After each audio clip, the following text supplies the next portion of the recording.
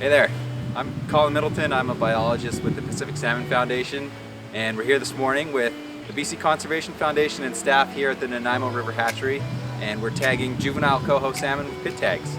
Let's go check it out.